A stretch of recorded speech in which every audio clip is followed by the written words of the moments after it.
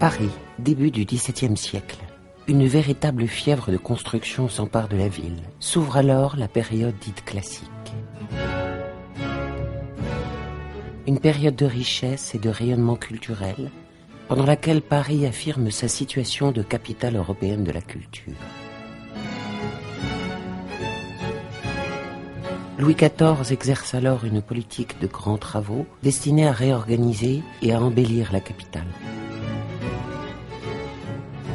Ainsi, le vieux Louvre, résidence actuelle du souverain, subira de nombreux changements.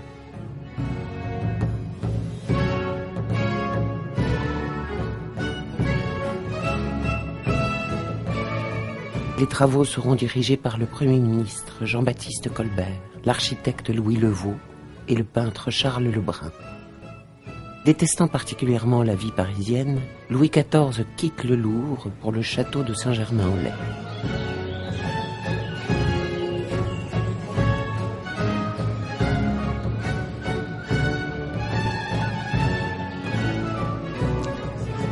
Le Louvre, rapidement déserté, est alors occupé seulement à titre occasionnel, lors de conseils ou de visites royales. Les grands dessins et les travaux de Colbert sont abandonnés alors que la cour carrée n'est pas achevée.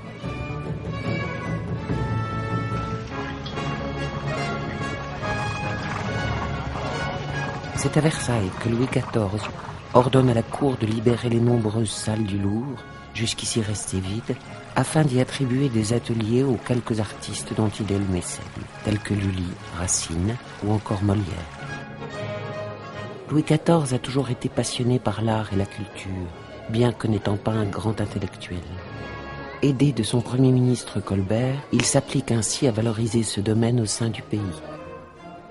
En fondant tout d'abord l'Académie française, l'Académie de peinture et de sculpture, puis l'Académie d'architecture.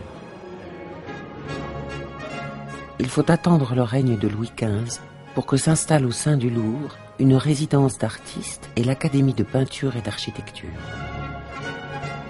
Ainsi, les sculpteurs François Girardon, Nicolas Coustou, Jean-Baptiste Pigalle et Étienne Maurice Falconet ont le privilège, parmi tant d'autres artistes, de loger au Louvre.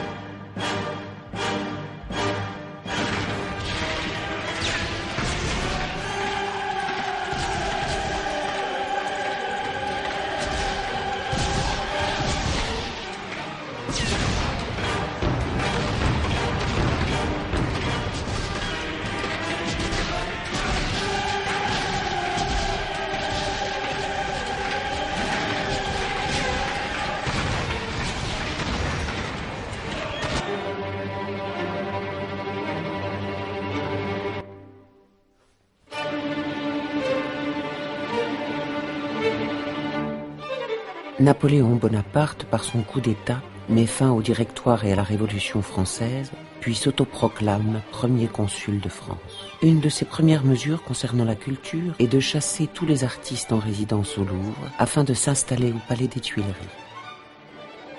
Ainsi, les couloirs du vieux Louvre sont témoins de la chasse à l'homme, orchestrée par le consul.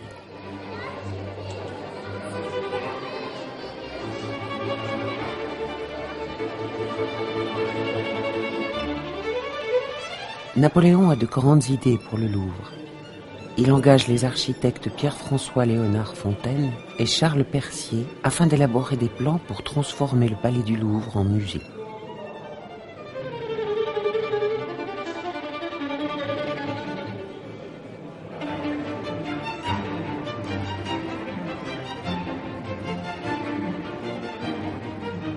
Concernant la grande galerie qui sert à relier le palais du Louvre à celui des Tuileries, il faudra attendre le 19e et le 20e siècle pour que les nombreuses vues imaginées par Hubert Robert soient réalisées.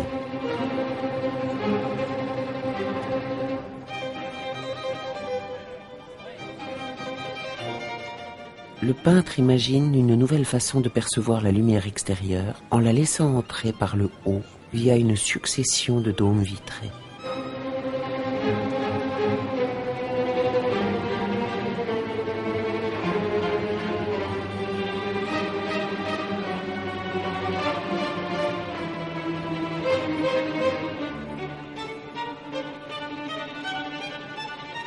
Ainsi, cette technique permet d'avoir une lumière zénithale et sera reprise dans d'innombrables projets parisiens.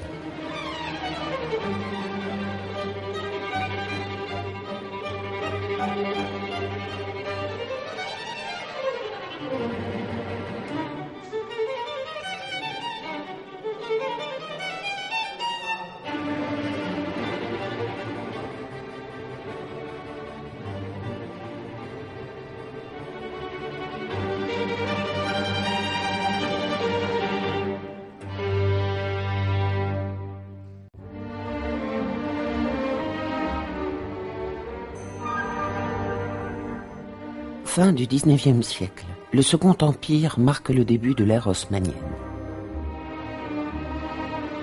Paris subit de gigantesques travaux de modernisation orchestrés par le préfet Georges-Eugène Haussmann. L'urbanisation rapide des quartiers périphériques rattachés à la capitale permet aux artistes de toutes conditions sociales de trouver un atelier. Les plus célèbres se font construire de somptueux ateliers dans les plus beaux quartiers de la ville. Les plus démunis n'ont d'autre choix que d'élire domicile dans de simples baraques autour des faubourgs tels que Montmartre.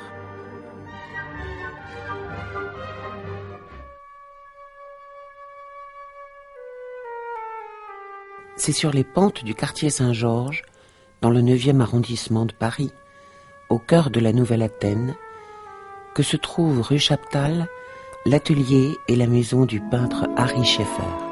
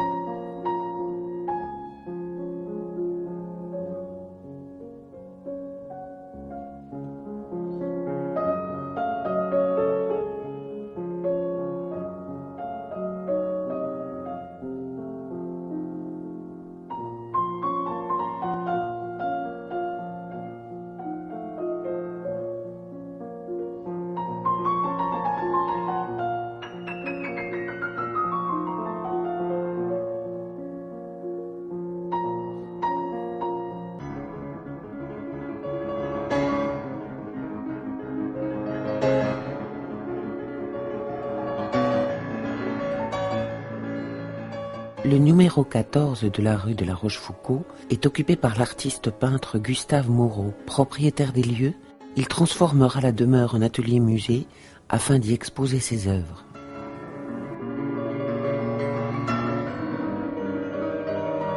Gustave Moreau fait appel à son ami et camarade des Beaux-Arts, l'architecte Albert Lafont, pour la construction des ateliers au sein de la maison. Lafont en profitera pour créer l'un des plus beaux escaliers de son époque.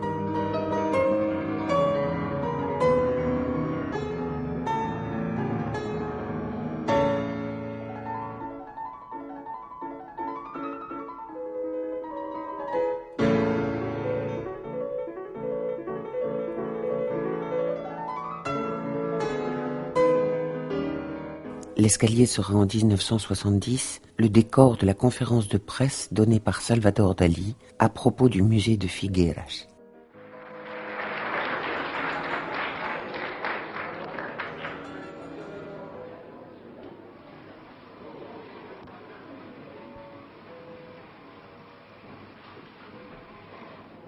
Ce musée, je promets, va être le plus richissime du monde et va pas seulement être le musée Dalí, mais le musée ouvert à toute l'activité spirituelle valable, importante de notre époque.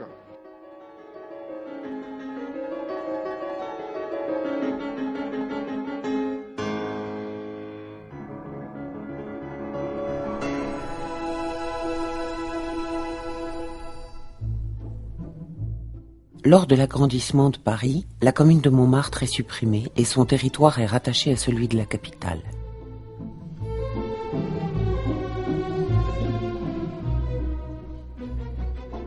Ainsi, Montmartre devient le lieu phare de la peinture, accueillant des artistes comme Pissarro, Toulouse-Lautrec, Van Gogh ou encore Picasso.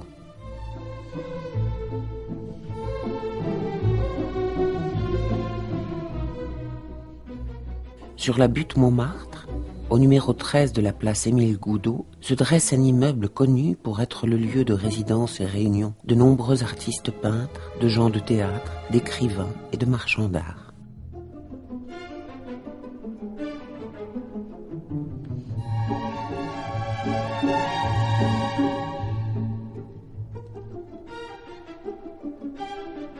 Non loin du cimetière Montmartre, au 15 de la rue Hégésippe-Moreau, a été créé un ensemble d'ateliers par Desmichel et Guéret.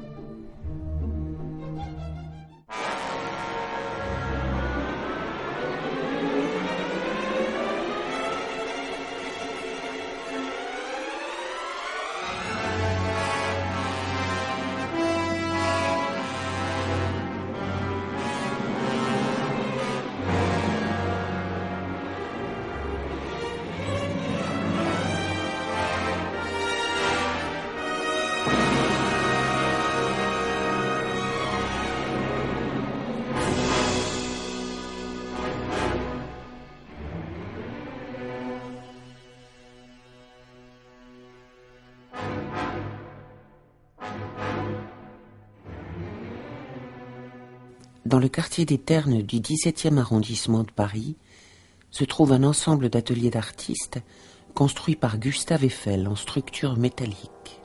Les ateliers feront l'objet de rénovations importantes, notamment le changement de couleur des façades en rose.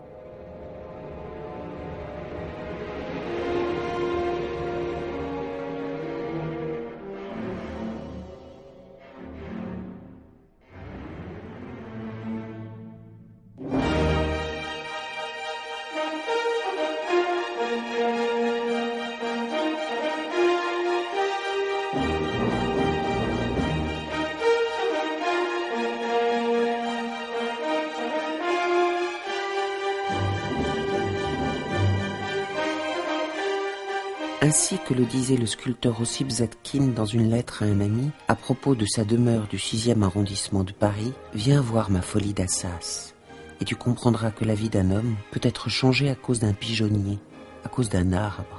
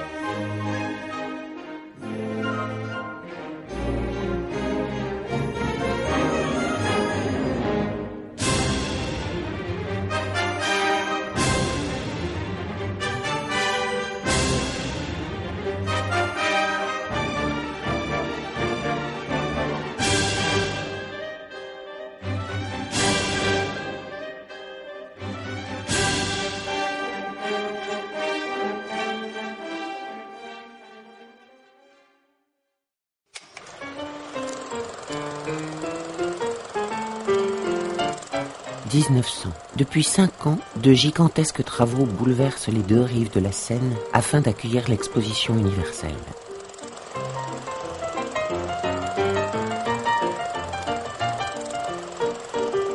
L'affluence d'artistes venant du monde entier pour l'occasion permet à des quartiers comme celui de Montparnasse de devenir une véritable ruche d'artistes.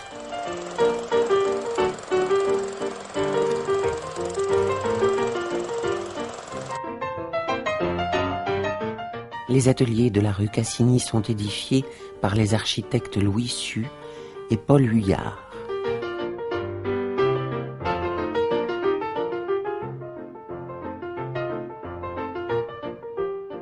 Ces 3 ateliers sont occupés par les peintres Tchernikovski, Louis Simon et Jean-Paul Laurence.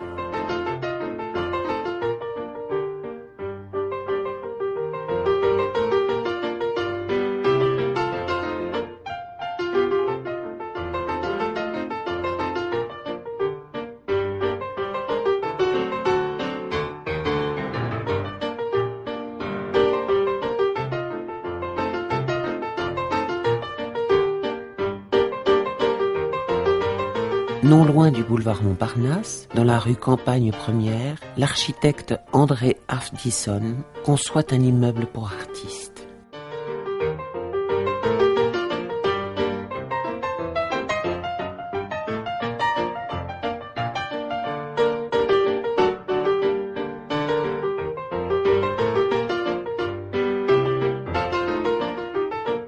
Ainsi, le photographe Man Ray, accompagné de son modèle Kiki, et le poète et romancier Louis Aragon loueront successivement un atelier.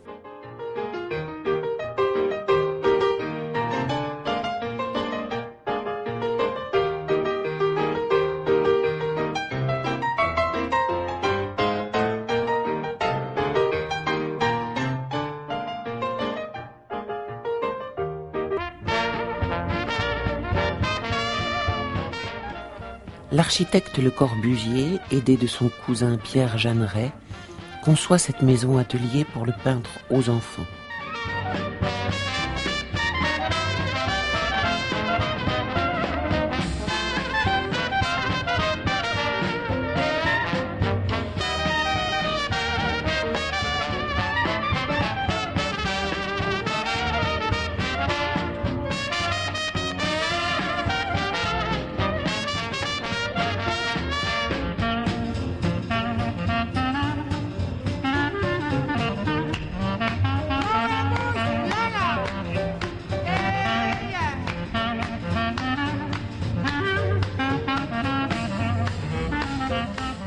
Le Corbusier conçoit également pour l'artiste sculpteur Antoine Planex cette villa au 24 bis boulevard Masséna, dans le 15e arrondissement de Paris.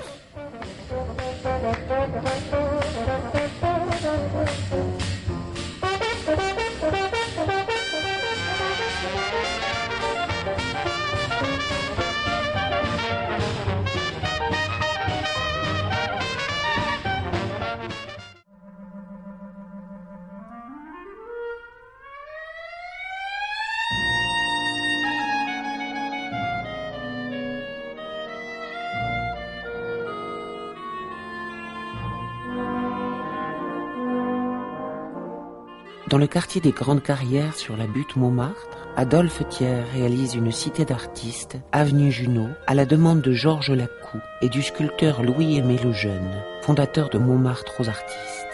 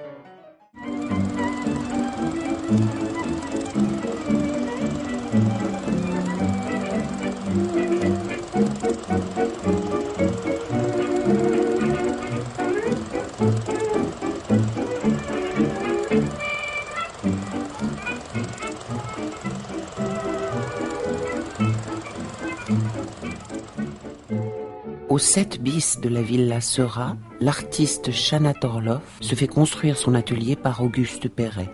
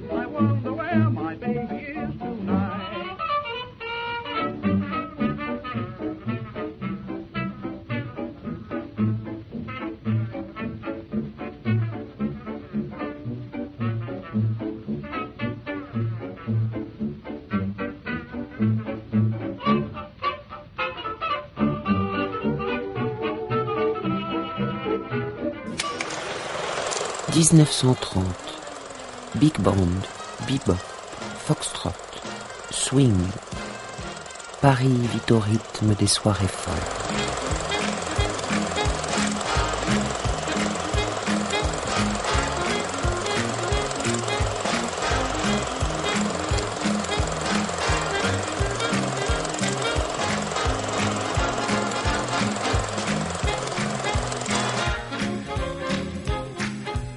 Face au parc Montsouris, au numéro 3 de la cité universitaire, cet ensemble d'ateliers d'artistes est construit par l'architecte Michel Rouspitz.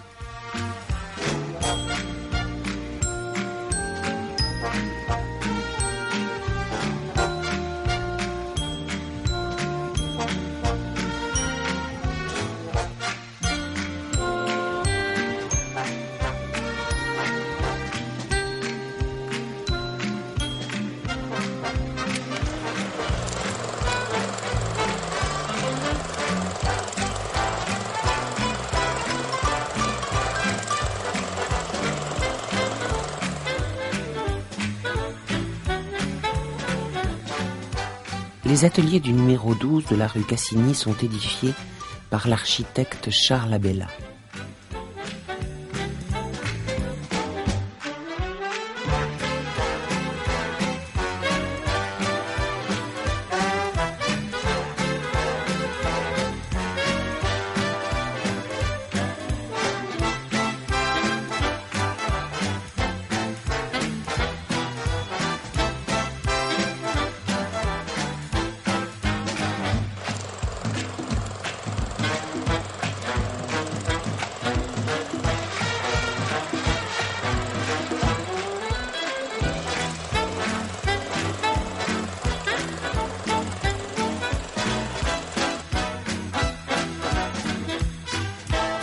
Cet atelier est construit par l'architecte français Robert Mallet-Stevens pour le maître verrier Louis Barillet.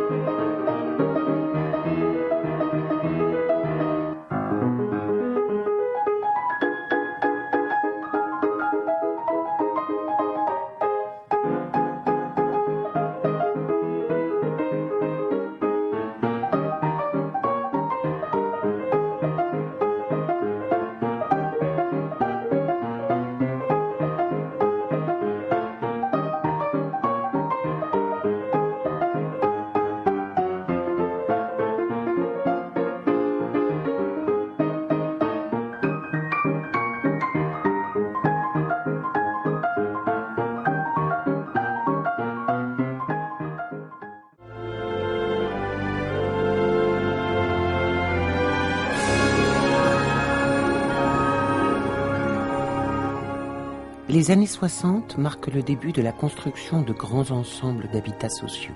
Ces bouleversements urbains marqueront le début du mouvement moderne.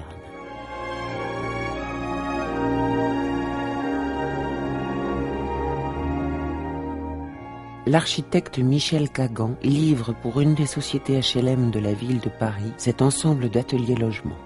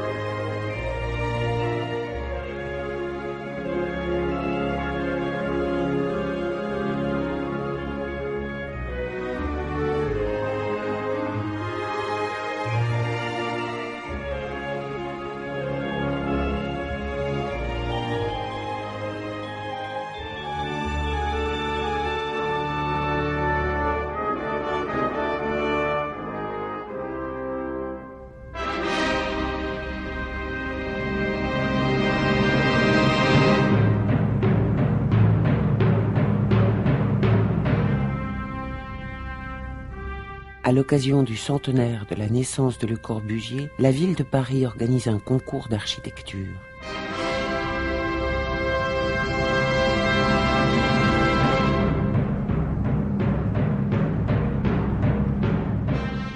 Ainsi, les architectes Dubu et Lotte, lauréats du concours, réalisent cet imposant immeuble, respectant ainsi le projet initial jamais réalisé de Le Corbusier, l'immeuble Villa.